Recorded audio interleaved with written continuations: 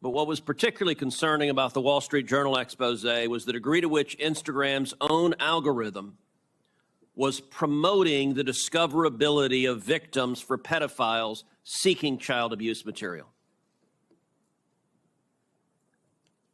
In other words, this material wasn't just living on the dark corners of Instagram. Instagram was helping pedophiles find it by promoting graphic hashtags, including hashtag pedwhore and hashtag preteen sex, to potential buyers.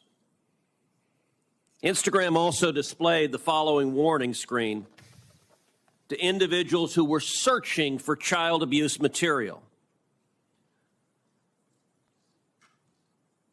These results may contain images of child sexual abuse. And then you gave users two choices: get resources or see results anyway. Mr. Zuckerberg, what the hell were you thinking? All right, Senator.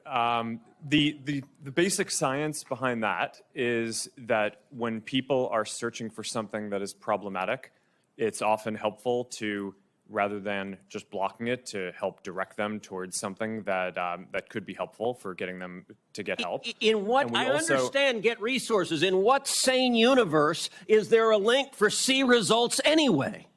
Well, because we might be wrong. We try to trigger this warning, or we tried to, when we think that there's any chance that the results Okay, you might be wrong. Let me ask you, how many times was this warning screen displayed? I don't know, but you don't know. Why don't you know? I don't know the answer to that off the top of my head. But you know what, Mr. Zuckerberg? It's interesting you say you don't know it off the top of your head, because I asked it in June of 2023 in an oversight letter, and your company refused to answer.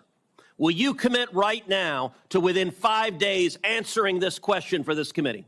We'll follow up on that. Is that a yes? Not a will follow up. I know how lawyers write statements saying we're not going to answer. Will you tell us how many times this warning screen was displayed, yes or no? Senator, I'll personally look into it. I'm not sure if we have. Okay, so you're refusing to answer that. Let me ask you this. How many times did an Instagram user who got this warning that you're seeing images of child sexual abuse, how many times did that user click on see results anyway? I want to see that. Senator, I'm not sure if we stored that, but I'll personally look into this and we'll follow up after. And what follow-up did Instagram do when you have a potential pedophile clicking on, I'd like to see child porn? What did you do next when that happened? Senator, I think that an important piece of context here is that any context that we think is child sexual Mr. Zuckerberg, abuse, that's called a question. What did you do next when someone clicked, you may be getting child sexual abuse images, and they click see results anyway? What was your next step? You said you might be wrong.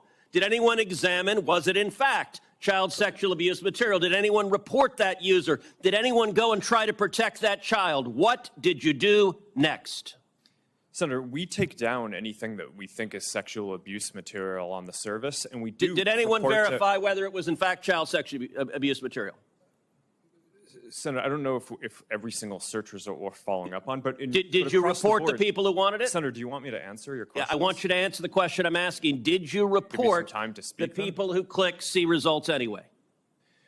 That's probably one of the factors that we use in reporting. And in general, we've reported more people and done more reports like this to NCMEC, the National Center of Missing and Exploited Children, than any other company in the industry. We proactively go out of our way across our services to do this, and have made, I think it's more than 26 million reports, which is more than the whole rest of the industry combined. So, Mr. Zuckerberg, your company and every social media company needs to do much more to protect children. Thanks for watching. Stay updated about breaking news and top stories on the NBC News app, or follow us on social media.